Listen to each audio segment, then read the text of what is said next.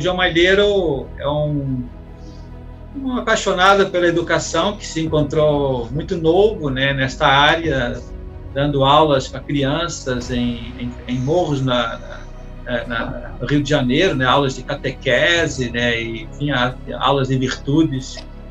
Quando ainda era adolescente, me encontrei como educador e comecei a dar muitas palestras depois em outros grupos de jovens, em acampamentos, em excursões de férias, e aos poucos eu fui evoluindo, fui fazer administração de empresas em São Paulo, né, na USP, né.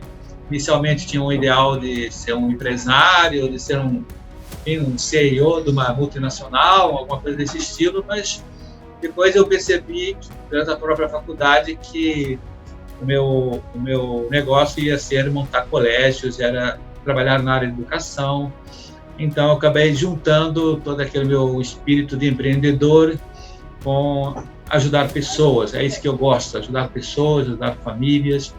E aí, quando eu me descobri totalmente como educador, voltei para o Rio de Janeiro, motivado a fazer um upgrade aí na minha formação, e depois de um certo tempo, então, de mestrado, logo em seguida um doutorado, 7 anos de aprofundamento em toda a temática educacional, abriu o Colégio Porto Real, né, em 2012. O colégio começou em 2012 e depois de 10 anos isso tem dado muitas alegrias, porque já estamos com 400 alunos e transformando muitas famílias e está ajudando muito, inclusive agora, não sei se vocês estão acompanhando, né, mas o Brasil inteiro está despertando para esse modelo de colégio, né? Então, acreditem, em 6 meses, desde dezembro do ano passado até agora, eu já visitei 11 capitais para falar do Colégio Porto Real e estou muitíssimo realizado com essa missão, que no fundo é falar como uma escola tem que ser realmente uma escola que forma pais, que forma muito bem os professores, que são a sua vitrine, forma os funcionários e, em muito último lugar, forma os alunos para se tornarem boas pessoas. Então, naturalmente, eu jamais imaginaria que abrindo um colégio iria estar influenciando o Brasil inteiro, abrindo um novo caminho na área da educação.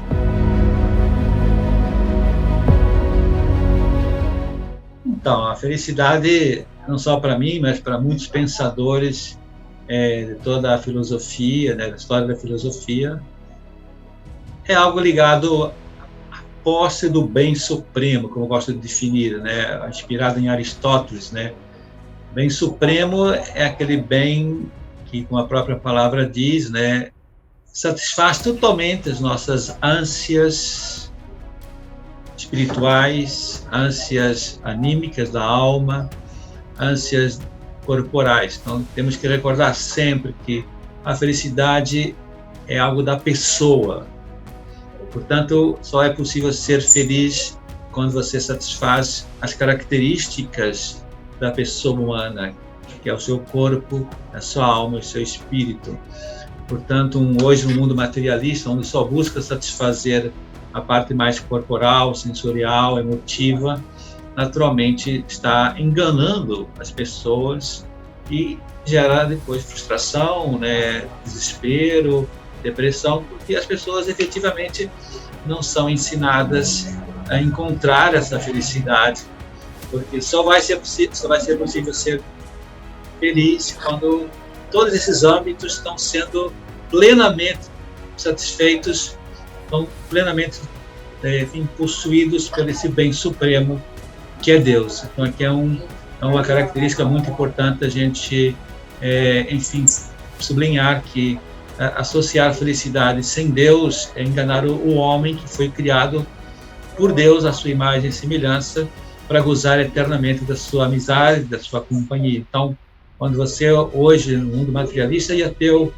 propõe um modelo de felicidade meramente material, a gente percebe que isso efetivamente não realiza, e eu conheço muita gente muito rica, eu sou amigo de muitos milionários aqui do Rio de Janeiro, por diversos motivos, eu faço tutoria com eles, e eles vira e mexe me abrem a alma dizendo que efetivamente, depois de terem conquistado todas as suas enfim, metas, todos os seus sonhos, todos os seus ideais, eles chegam para mim e falam: João, eu estou péssimo, tenho tudo, mas estou péssimo, porque, na verdade, eu não amo ninguém. Então, aqui entra uma coisa importante, né? A felicidade, para mim, que é esse bem supremo, é o amor que se encontra na sua fonte, que é Deus, e tem que se destinar ao seu destino, que é Deus também.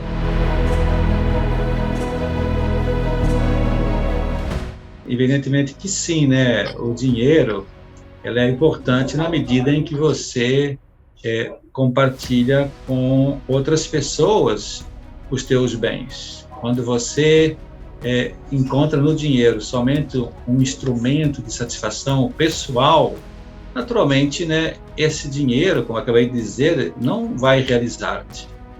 Esses milionários que eu acabei de comentar, eles conseguiram todo esse dinheiro do mundo, mas não estão felizes, porque o dinheiro, efetivamente, né, só pode trazer felicidade quando uma pessoa consegue aprender desde cedo que ele existe para você distribuí-lo para outras pessoas. As pessoas pensam que dinheiro é um fim em si mesmo. Não, ele não é um fim, é um meio. Ele é um meio para que você consiga enfim, tornar outras pessoas felizes. Agora, quando você não é educado dessa forma, naturalmente você não descobre isso. Então, você acha que o dinheiro foi feito para você gozar a vida.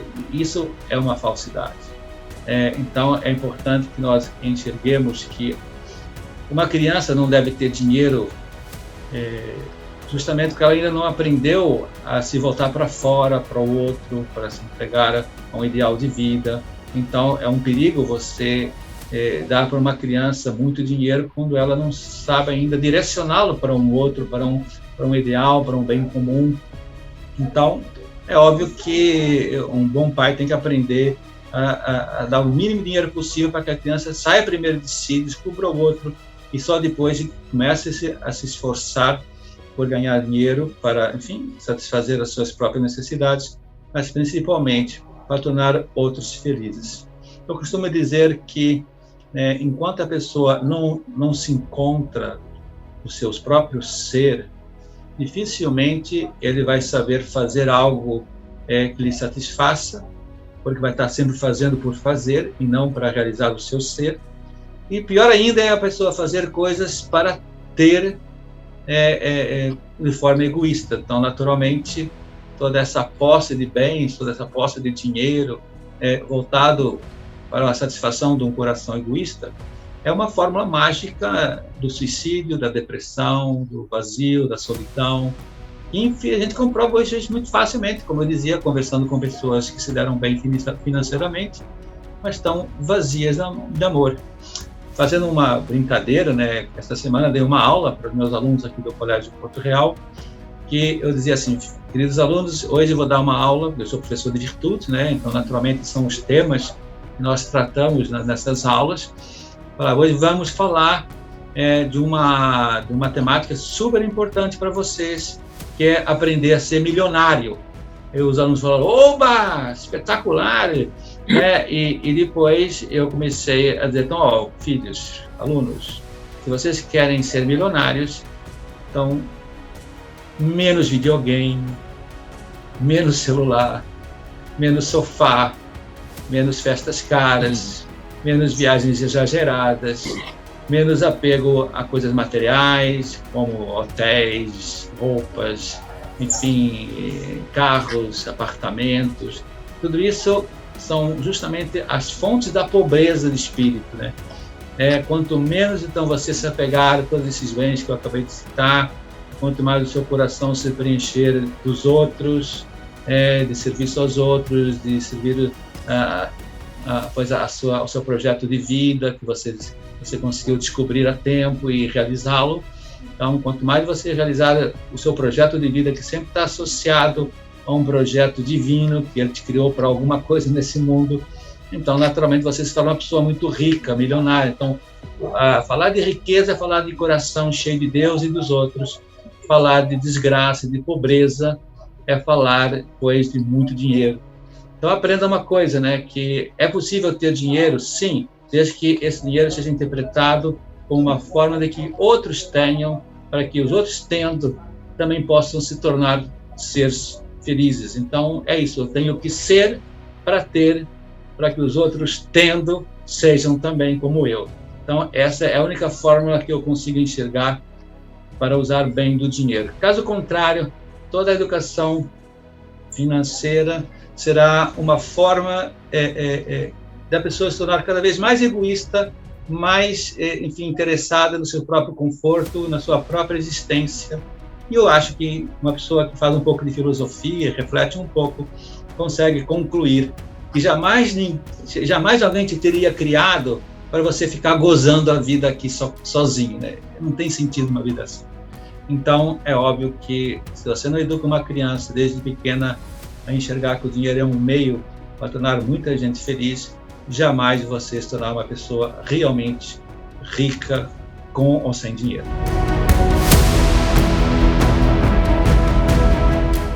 Qualquer criança que veio ao mundo, e quem tem filhos, e quem é professor em escola, como eu, comprova isso empiricamente, né? A gente nota que todos vimos ao mundo muito egoístas, tremendamente egoístas.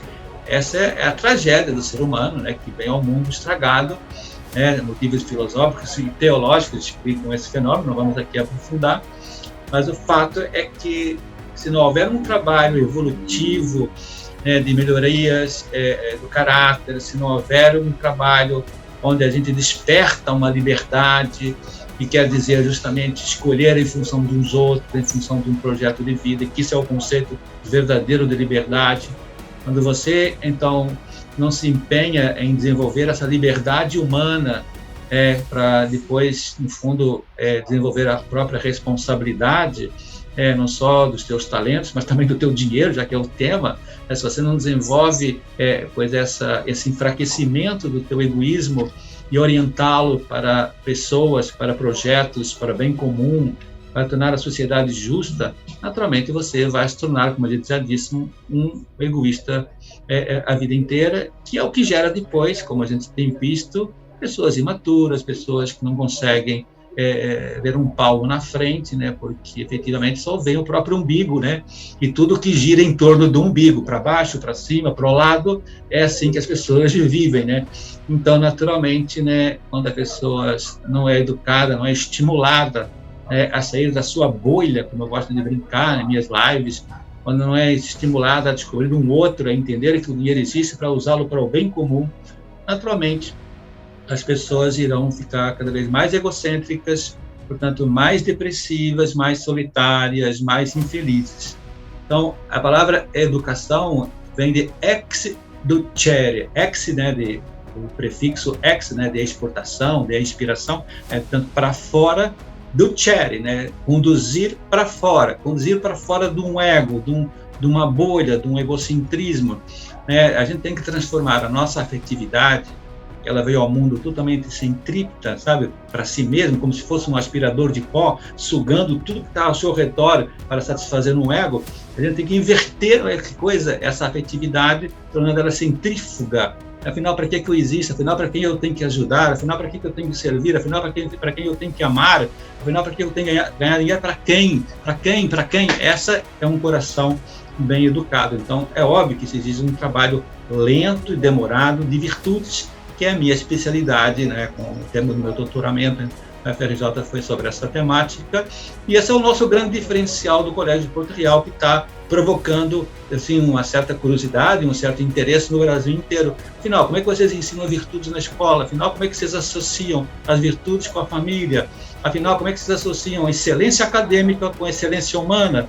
Porque, efetivamente, também as boas escolas já perceberam que as boas empresas estão hoje selecionando por aí. Não sei se vocês estão sabendo, mas hoje o currículo e o canudo que uma pessoa adquire com a sua faculdade, com o seu, enfim, histórico escolar, isso está valendo muito pouco numa seleção empresarial hoje de grande porte. As empresas sérias já detectaram que se você não foi bem educado no caráter e nas virtudes, você se torna um empregado egoísta e justamente por isso não vai estar vestindo a camisa da empresa, não vai estar se relacionando convenientemente com outras pessoas, você vai ser uma mala dentro de uma empresa com muitas alças. Então, obviamente, não é uma pessoa muito salutar para a empresa. Então, olha a importância desse tema, né? Uma criança que não é bem educada hoje, além de não se tornar feliz, vai tornar muitas outras pessoas infelizes. Então, é óbvio que as pessoas andam na busca disso, andam sedentas disso.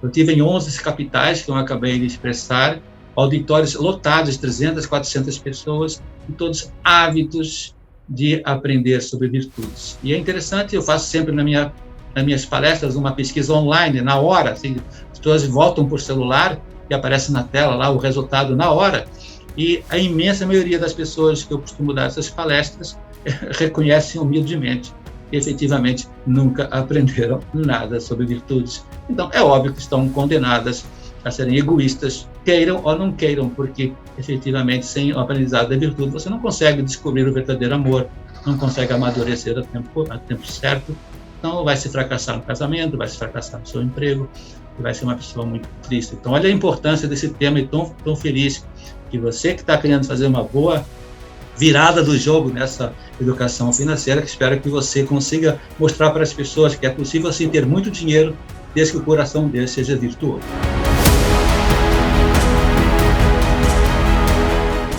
De fato, é o que nos diferencia dos demais colégios. E é isso, nós, quando entendemos quem é o sujeito da educação que eu tenho que trabalhar em sala de aula, sabe, e percebo que nele não é só uma inteligência para instruir matemática, história, geografia, física, enfim, línguas, mas é uma pessoa com muitas capacidades sensório-motores, afetivas, intelectuais, volitivas, sociais, transcendentais. Quando a gente percebe todas essas dimensões e vê que todas estão unidas em uma única pessoa que está lá dentro, e essa pessoa, além do mais, ela é única, singular. A gente vê pelas digitais do dedo, pelo rosto, não existe ninguém igual nos digitais, nos dedos, nas caras. Há uma singularidade física e também singularidade interior, né? Cada um tem realmente um projeto de vida único. Eu costumo dizer, um projeto insubstituível. Ninguém mais pode fazer o que você faz. Então, quando você descobre isso e ajuda as crianças então, a se darem conta disso, que é o trabalho que nós temos que fazer numa escola, a criança vá se conhecendo aos poucos, para que, de alguma maneira, um dia desabroche ali um eu, afinal, eu já sei quem eu existo, quem eu sou e para que eu existo. Quando você, então, vai trabalhando cada uma de forma singular, respeitando o seu temperamento, respeitando o seu ritmo, respeitando, pois, os seus defeitos, respeitando a sua família, o seu histórico, respeitando o seu sexo, respeitando, pois, todos esses aspectos. Então, é natural que eu consiga montar esse quebra-cabeças. Cada ponto que eu fui colocando aí, de habilidade, aptidão, dom, são pedaços de um quebra-cabeças que uma boa escola, um bom professor tem que saber ir montando esse quebra-cabeças para que no final do ensino médio a criança olhe para si e fale, caraca, agora tudo se encaixa, agora tudo tem uma lógica, agora eu entendi por que eu recebi todos esses dons, todas essas habilidades, todas essas capacidades, porque, na verdade, vocês percebam, ninguém escolhe o que tem, né? Repararam? A gente vai só descobrindo, vai desabrochando ao longo da vida esses dons que não sei por que temos, mas temos, e quando a pessoa começa a montar esse quebra-cabeça e dá esse barato intelectual de descobrir, afinal, para que eu existo, afinal, quem eu sou, então, nasce a pessoa, a verdadeira personalidade. Então, por isso a gente chama que é uma educação personalizada, porque efetivamente, né, ajudamos as pessoas a se encontrarem. Você sabe que 80% hoje de um jovem de ensino médio de todas as escolas do Brasil, é um dado muito forte, não tem a menor noção do que querem no futuro. Quer dizer, isso mostra que os projetos educativos dessas escolas estão fracassadas, assim, não estão servindo, porque a escola, segundo eu entendo, serve para isso. Quando a escola não cumpre mais essa missão, então vai se resignar a satisfazer-se passando no Enem, no vestibular, que é uma coisa muito pobre, porque para que interessa ajudar um aluno a passar no Enem, porque não sabe para que ele tem que passar. Então, é uma coisa meio estranha, né? O garoto comemora a engenharia, comemora a medicina, quando não era nem engenharia nem medicina que tinha que fazer, era outro curso, mas eu não sabia quem ele era, eu não sabia para que existia, e é por isso que a gente sabe muito bem, hoje em dia é muito comum descobrir pessoas que fizeram uma faculdade e no final falam, mãe, agora quero fazer outra, agora já descobri quem eu sou, e fazem outra faculdade, ou tentam um emprego e depois ficam decepcionados com o emprego e mudam completamente de área, mudam completamente de setor, porque só depois de muitos anos é que essa maturidade apareceu, mas muitos anos depois. Então, olha a desgraça que isso pode estar causando na sociedade, onde uma formação falsa, que é o que está acontecendo nas escolas, está gerando pessoas totalmente desajustadas, imaturas, e é o que a gente percebe, quem trabalha com crianças, trabalha com universitários, como eu também já trabalhei muitos anos, é bonito ver como... é triste ver que tem, às vezes, pessoas com uma inteligência até brilhante, mas, do ponto de vista psicológico, estão super atrasadas, do ponto de vista intelectual, estão super imaturas, estão brincando de videogames, trocando figurinha, ficam conversando de bobagens, não tem nenhum sonho, nenhum ideal. Antigamente, se você analisa um pouco assim, a literatura, você vê que o jovem era uma pessoa que queria mudar o mundo, que eram revolucionários, eram pessoas dispostas a dar a vida por uma causa. Hoje, você pergunta para um adolescente o que ele quer ir para a festinha lá, namorar a menina, quer comprar um carro, quer comprar uma roupa bacana para tirar uma foto e colocar no Instagram. Quer dizer, esses são os ideais da juventude de hoje. Então, concordam comigo que é uma pobreza muito grande, né, tudo que nós estamos vivendo.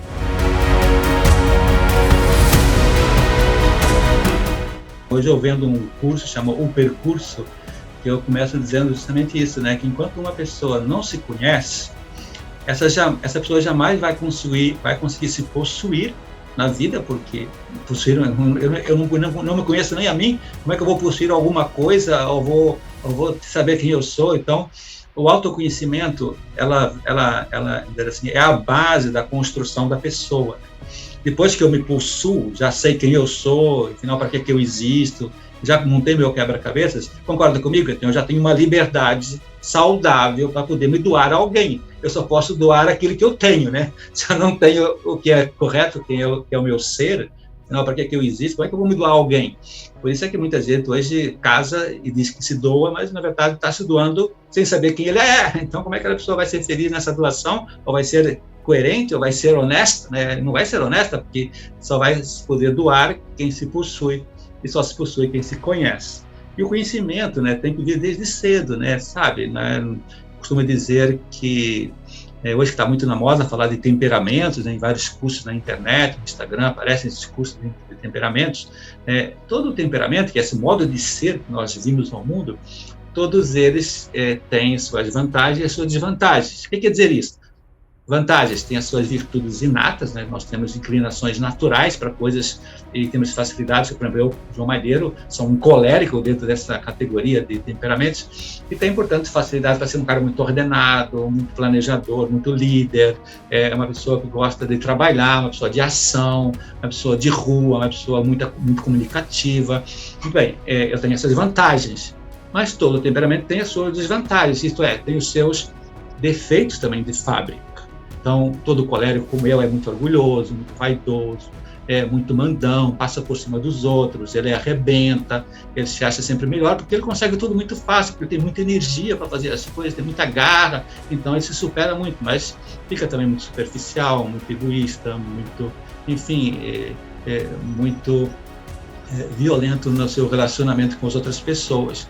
Então, reparem, um temperamento tem vantagem e desvantagem. Então, se você desde cedo, os pais trabalhando esse temperamento e a escola colaborando nessa forma de educar, como a gente dizia há pouco, né, de ir amadurecendo e purificando e limando todas essas emoções, todos esses sentimentos que estão desgovernados, sem racionalidade, sem nenhum controle da força de vontade. Então, quando você vai trabalhando tudo isso, aos poucos a pessoa vai meio que se possuindo, vai se dominando. Então, o autodomínio é a grande meta inicial desse conhecimento próprio. Agora, isso se consegue na base, então, da conversa, da tutoria, pois de mostrar os defeitos, enfim, de ajudar a pessoa a enxergar que isso não está certo. Então, reparem, só é possível um conhecimento sincero, concorda comigo?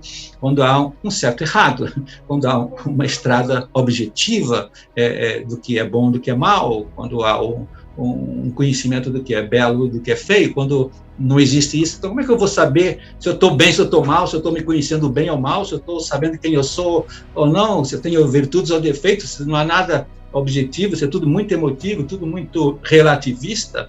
Então, é óbvio que o conhecimento também se perde, se esvazia, e não há nem motivação para fazer isso, porque se todo mundo pode ser do jeito que quiser, então, para que me conhecer? Deixa eu ser desse jeito vagabundo mesmo, que para mim ser vagabundo é bacana.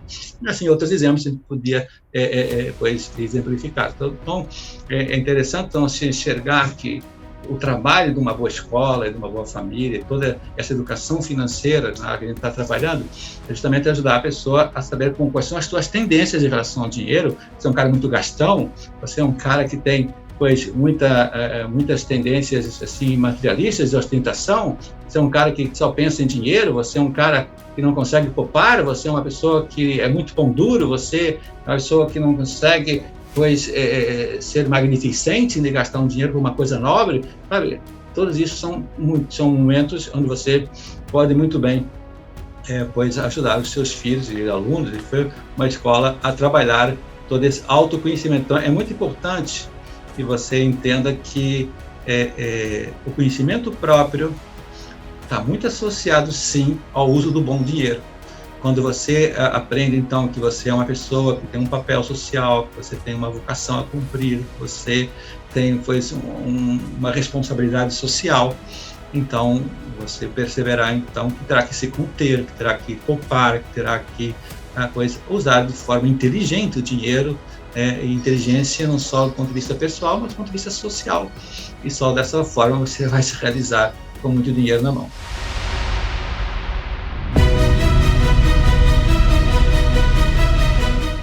Eu sempre digo que a educação, qualquer criança, ela começa desde que ela vem ao mundo, né? Evidentemente, né, a racionalização desse conhecimento vai se aprofundando na medida que a pessoa vai evoluindo, vai amadurecendo, mas concordam comigo que uma criança pequena, com 3 anos, e vê o pai consultando um restaurante, ver se é caro ou barato, a criança já está percebendo que o pai não é um gastão, é um pai que já vive uma certa sobriedade. Uma criança que com 6 anos já aprendeu com os pais que tem que conservar sua roupa, que não pode esquecer seu casaco na escola, que tem que conservar o material escolar, isso já está ensinando, né, a viver a poupança. Quando a criança, com 10 anos, já vai tendo a sua caridade, né, e vai pegar aquela sua moedinha que ganhou da avó para dar para um ceguinho na rua, para dar na igreja ao domingo, ela já está aprendendo também a viver a generosidade com o seu dinheiro. Mas eu penso que a nível de educação financeira stricto sensu, vamos chamá-la assim, ela deve começar assim com 12 anos. É a idade do Fundamental 2, para quem estuda ainda na escola. Lembra que hoje está dividido por segmentos: educação infantil de 0 a 5, Fundamental 1 de 6 a 11 e Fundamental 2 de 12 a 14 anos, tudo mais ou menos, sim, pode variar um pouco mais para cima, para mais ou para baixo. Mas, enfim, Fundamental 2, quando a criança está no 6º ano da escola, onde ela já tem uma certa independência, ela já vai depois no inglês, 3ª e 5ª, ela já vai no karatê, 4ª e 6ª, ela já sai até com os amigos no sábado, vem no shopping, tomar um sorvete, ir no cinema. É bom que ele já começa a ter uma certa semanada. Eu acho que ainda não deve dar muito dinheiro para a criança, mas já pode começar, sim, aí aprendendo a administrar o seu dinheiro, a quanto ele tem que gastar ou poupar para comprar tal brinquedo, tal roupa. Tudo isso é muito, muito didático, né? Depois, quando já chegou o ensino médio, né, que é 15, 16 anos em diante, então acho que o pai, sim, já tem que começar a ensiná-lo a administrar até melhor o dinheiro, dando uma mesada mesmo, né? Porque dessa forma uma criança já vai habituando-se a usar o dinheiro de forma correta e não se tornar um adulto inadimplente, um adulto irresponsável no futuro, como a gente vê muito hoje em dia, jovens que casam não tem a menor noção do orçamento, de quanto gastar, quanto não gastar, como fazer uma pesquisa de preços. Por isso, ninguém, se for bem educado, não for bem educado, não vai saber fazer. Então, como eu percebo que isso é importante, que o pai, enquanto o filho está debaixo do seu teto, vai ensinando a poupar dinheiro, vai ensinando a fazer uma pesquisa de preços, que quando ele vai organizar uma viagem de férias, depois aprenda a ir para a internet e comparar preço de passagens, preço de hotel, enfim, custo de roupa, como é que se compra hoje de forma mais rápida pela internet. Tudo isso são conhecimentos que um pai que já vai dando uma mesada para um filho pode ir ensinando de forma simpática, de forma didática, de forma leve, para que quando chega já na sua autonomia plena, sua independência, ele já saiba administrar o seu dinheiro e já sabe o que é uma poupança, quando é um gasto que vale a pena, quando não vale, e o que é importantíssimo também, educar uma criança a diferenciar o que é um bem necessário de um bem conveniente. Isso é talvez uma das temáticas mais importantes na educação de um filho. Tá sempre levantando essa bola quando o filho quer comprar alguma coisa. Filho, isso aí é necessário? Você já tem 3. Ah, não. Então não compra, né? Filho, você quer comprar esse celular melhor? Pode ser conveniente para você, mas diante das circunstâncias do momento da nossa família, então acho que é você ficar só com o básico, sabe? Então, a diferença entre conveniente e necessário é muito importante nessa idade, porque dessa forma a criança começa a ganhar critério, começa a pensar, a ponderar antes de gastar alguma coisa e a não se deixar levar por uma mera, impulsividade, né? Como a gente vê tanta gente hoje no consumismo, né? Que compra por impulso, sem menor necessidade, mas por modinha, mesmo por vício, né? Por consumismo, que é uma doença, né? Então, obviamente, isso tudo é aprendível. Sempre me pergunto, né? Como calcular o valor de uma mesada, de uma semanada. Então, não sou eu que inventei essa fórmula, tem vários especialistas que aconselham a que se calcule, né, entre 2 a 4 reais, de acordo com a condição social da família. Vamos supor que é uma família pobre, então 2 reais vezes a idade da criança e tens a semanada, vezes 4 tens a mesada. Então, uma família mais abastada pensa 4 reais vezes uma criança de 15 anos, então ela vai ganhar 6 vezes 4, 90 reais, 360 reais por mês. Pronto, é uma mesada muito boa, dá para fazer bastante coisa. Não, perdão, 15 vezes 4 vezes 4 é 250. 9 vezes, vou fazer a conta aqui, 5 vezes 4, 20, 60 vezes, 240 reais por mês, uma mesada abastada, vamos chamar assim. Muito bem, então eu penso que é muito importante, sim, ir ajudando as crianças a aprender a usar o dinheiro, mas também, eu acho que talvez hoje, no mundo materialista que a gente vive, aprender a poupá-lo corretamente.